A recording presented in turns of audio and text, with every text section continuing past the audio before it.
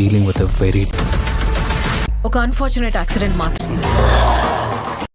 எல்லாருக்கும் வணக்கம். நான் உங்கள் சக்தி. இந்த வீடியோவில் 10 best south Indian crime thriller movies தான் வந்து பார்க்க போகிறோம். 2026 ரிலீஸ் ஆன படங்கள். எல்லா படங்களுமே தமிழ் டப்பிங்கில் இருக்குது. இந்த படம் எப்படி இருக்குது, எந்தெந்த ஓடிடிலாம் கிடைக்கும் அப்படின்றத வாங்க நம்ம இப்போ வீடியோக்குள்ளே போகலாம். இதில் நம்ம முதலாவதாக பார்க்க போகிற படம் சிக்காட்டிலோ. இந்த படத்தினுடைய கதை என்னன்னா, ஹீரோயின் சந்தியா ஒரு டிவி சேனலில் கிரைம் ரிப்போர்ட்டராக வேலை பார்க்குறாங்க. உண்மையை எந்த சூழ்நிலையும் மறைக்கக்கூடாதுன்னு நினைக்கிற ஒரு நேர்மையான பெண். ஒரு முக்கியமான கிரைம் ரிப்போர்ட்டர் ரொம்ப கஷ்டப்பட்டு தயாரிக்கிறாங்க. ஆனால் டிஆர்பிக்காக அந்த ரிப்போர்ட்டை சேனல் மேனேஜ்மெண்ட்டே மாற்றி டெலிகாஸ்ட் பண்ணிடுறாங்க. இதனால கடுப்பாற சந்தியா அந்த வேலையை விட்டுட்டு யாரோட கட்டுப்பாடும் இல்லாம உண்மையை மக்களிடம் கொண்டு சேர்க்கணும்னு ஒரு ட்ரூ கிரைம் பாட்காஸ்ட் ஆரம்பிக்கிறாங்க. எல்லாமே நல்லபடியா போயிட்டு இருக்கும்போது சந்தியாவோட நெருங்கிய தோழி கொடூரமா கொலை செய்யப்பட்டு கிடக்குறாங்க. இதை ஒரு சாதாரண கேஸா முடிச்சு விட போலீஸ் முயற்சி பண்றாங்க. ஆனா சந்தியாவுக்கு அது மேல சந்தேகம் வருது. அதனால தன்னோட பாட்காஸ்ட் மூலமா தானே இன்வெஸ்டிகேஷனை ஆரம்பிக்கிறாங்க. ஒவ்வொரு குழுவா தேடி போக போக இது ஒரு சாதாரண மர்டர் இல்லைன்னு தெரிய வருது. இப்போ நடந்த கொலைக்கு சுமார் 20 வருடங்களுக்கு முன்னாடி நடந்த ஒரு மர்மமான சம்பவத்துக்கும் நேரடியான தொடர்பு இருக்குன்னு ரிவீல் ஆகுது. இந்த பழைய சம்பவத்துக்கு பின்னாடி யார் இருக்காங்க, ஏன் இத்தனை வருஷம் கழிச்சும் இந்த கொலை தொடருது, அந்த உண்மையை சந்தியா எப்படி வெளிச்சத்துக்கு கொண்டு வர்றாங்க அப்படின்றதான் இந்த படத்தினுடைய ஒன்லைன் ஸ்டோரி. இந்த படம் உங்களுக்கு தமிழ் டப்பிங்ல பிரைம் வீடியோல அவைலபிளா இருக்கு. பார்க்கல அப்படின்னா கண்டிப்பா அந்த படத்தை வந்து வாட்ச் பண்ணி பாருங்க.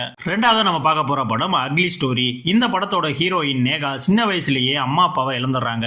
அதுக்கப்புறம் அவங்களோட மாமா வீட்டில் தான் வளர்றாங்க. அதே வீட்டில் இருக்கிற கார்த்திக் சின்ன வயசுல இருந்தே நேகா மேல ஒரு பாசம் வச்சிருக்கான். ஆனா காலம் போக போக அந்த பாசம் காதலா மாறி அதுக்கப்புறம் கொஞ்சம் கொஞ்சமா ஒரு அபத்தமான அப்சஷனா வந்து மாறிடுது. ஆனா நேகாவுக்கு கார்த்தி மேல எந்த காதலும் இருக்காது. அவங்க வேற ஒருத்தரை காதலிக்கிறாங்க. இதை கார்த்திகால ஏத்துக்கவே முடியல. நேகா தன்னுடைய வாழ்க்கைய சந்தோஷமா வாழணும்னு நினைக்கிற நேரத்துல சில எதிர்பாராத சூழ்நிலைகளால கார்த்திகையே கல்யாணம் பண்ண வேண்டிய நிலைமை வந்துடுது. அதுக்கப்புறம் அவங்களுடைய வாழ்க்கை முழுக்க தலைகீழா மாறிடுது. கல்யாணத்துக்கு அப்புறம் கார்த்திகோட காதல் முழுக்க முழுக்க கட்டுப்படுத்தணும், யாருக்கிட்டையும் பேசக்கூடாது, தன்னோட விருப்பப்படி மட்டும்தான் வாழணும்னு நினைக்கிற ஒரு டாக்ஸிக் பிஹேவியரா வந்து மாறிடுறாப்புல. ஒவ்வொரு நாளும் நேகாவுக்கு ஒரு நரக வாழ்க்கையா மாறிடுது. அந்த ரிலேஷன்ஷிப்ல இருந்து நேகா எப்படி வெளியில வர்றாங்க, கார்த்திகோட அப்சஷன் எவ்வளவு தூரம் போகுது, இறுதியில யாருக்கு என்ன ஆகுது அப்படின்றதான் இந்த படத்தினுடைய மீதி கதை. இந்த படமும் உங்களுக்கு பிரைம் வீடியோல அவைலபிளா இருக்கு. தமிழ் டப்பிங்ல இருக்கு. கண்டிப்பா இந்த படத்தையும் வந்து வாட்ச் பண்ணுங்க. நம்ம மூணாவதா பார்க்க போற படம் மிருத்யுஞ்சய். இந்த படத்தினுடைய ஹீரோ ஜெய் ஒரு நியூஸ் பேப்பர்ல ஆட் கலெக்ட் பண்ற வேலையில இருக்காப்ல. ஆனா அவருடைய ஆசை என்னன்னா ஒரு பெரிய கிரைம் ரிப்போர்ட்டர் ஆகணும். அப்படித்தான் ஒரு நாள் அச்சுத் சர்மா என்ற ஒருத்தருடைய மரணம் அவருக்கு சந்தேகத்தை ஏற்படுத்துது. போலீஸ் அதை சாதாரணமான விபத்துன்னு சொல்லி கேஸை க்ளோஸ் பண்ண நினைக்கிறாங்க. ஆனா ஜெய்க்கு அதை இயல்பான சாவு மாதிரி தெரியல. இறந்தவரோட மகளுக்கு உண்மையை கண்டுபிடிச்சு தாரேன்னு வாக்குறுதி கொடுத்துட்டு தன்னால முடிஞ்ச அளவுக்கு இன்வெஸ்டிகேஷன் ஆரம்பிக்கிறாரு. விசாரணை போக போக நகரத்துல தொடர்ந்து நடக்கிற மர்மமான மரணங்கள் எல்லாமே ஒண்ணுக்கு தொடர்பு இருக்குதுன்னு தெரிய வருது. இதே நேரத்தில் ஏசிபி சீதாவும் இந்த கேஸை இன்வெஸ்டிகேஷன் பண்ணிட்டு இருக்காங்க. ஆரம்பத்தில் தனித்தனியா போற இந்த 2 பேரோட இன்வெஸ்டிகேஷன் ஒரு கட்டத்தில் சேருது. அதுக்கப்புறம் ஒவ்வொரு குழுவும் ஒரு ஆபத்தான சீரியல் கில்லரை நோக்கி வழிகாட்ட ஆரம்பிக்குது. அந்த கில்லர் யாரு, இந்த கொலைக்கு பின்னாடி இருக்கிற உண்மையான காரணம் என்ன, ஜெய் எப்படி இந்த மர்மத்தை உடைக்கிறாரு அப்படின்றதான் இந்த படத்தினுடைய மீதி கதை. இந்த படமும் உங்களுக்கு நெட்ஃபிளிக்ஸ்ல தமிழ் டப்பிங்கோட இருக்கு. ஒரு சூப்பரான படம் தான். கண்டிப்பா இந்த படத்தையும் வந்து வாட்ச் பண்ணுங்க. அடுத்த 4வதா பார்க்க போற படம் ஹனி. இந்த படத்தினுடைய ஹீரோ ஆனந்த் வேலை இல்லாம வீட்டில் இருக்கிற ஒரு சாதாரண மனிதன். ஆனா நாளுக்கு நாள் மாந்திரிகம், தாந்திரிகம், மூட நம்பிக்கை இது எல்லாம் அதிகமா நம்பிக்கை வைக்க ஆரம்பிக்கிறான். ஆரம்பத்துல இது ஒரு சாதாரண நம்பிக்கை மாதிரி இருந்தாலும் கொஞ்சம் கொஞ்சமா அதுவே அவனோட வாழ்க்கையை முழுக்க ஆக்கிரமிச்சிடுது. இதனால அவனோட மனைவி லலிதாவும் சின்ன பொண்ணு மீராவும் ரொம்ப கஷ்டப்படுறாங்க.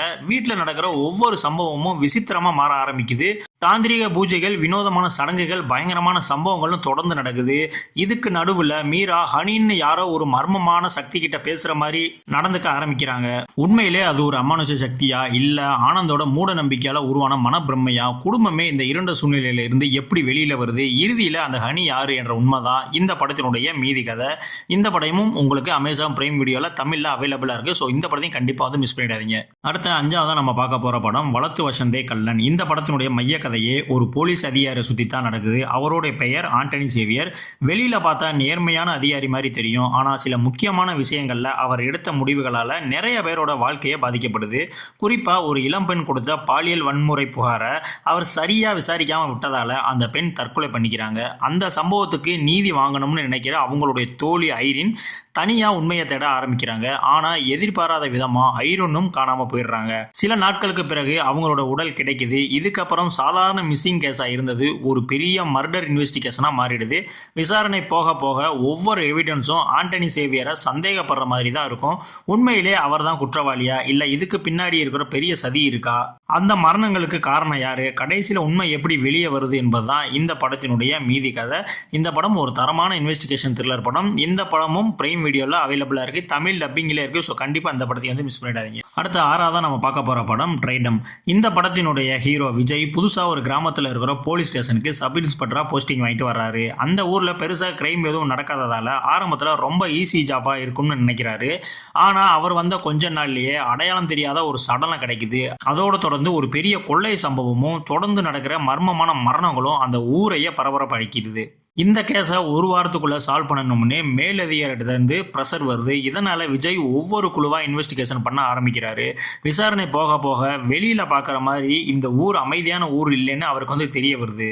இறுதியில இந்த கொலைகளுக்கு பின்னாடி யார் இருக்காங்க, உண்மையான குற்றவாளியை விஜய் எப்படி கண்டுபிடிச்சாரு அப்படின்றதான் இந்த படத்தினுடைய மீதி கதை. இந்த படத்தினுடைய கிளைமே சும்மா வேற லெவலில் வந்து தெரிவிக்க விட்டுருப்பாங்க. இந்த படமும் உங்களுக்கு தமிழ்ல ஜியோ ஹாட் ஸ்டார்ல அவைலபிளா இருக்கு. ஸோ இந்த படத்தையும் வந்து கண்டிப்பா வாட்ச் பண்ணுங்க. அடுத்து நம்ம ஏழாவதா பார்க்க போற படம் செகண்ட் கேஸ் ஆஃப் சீதாராம். இந்த படத்தினுடைய ஹீரோ சீதாராம் ரொம்ப நேர்மையான சப் இன்ஸ்பெக்டர். ஒரு புதிய ஊருக்கு டிரான்ஸ்ஃபர் ஆகி வந்த உடனே அங்கே தொடர்ந்து கொடூரமான கொலைகள் நடக்க ஆரம்பிக்குது.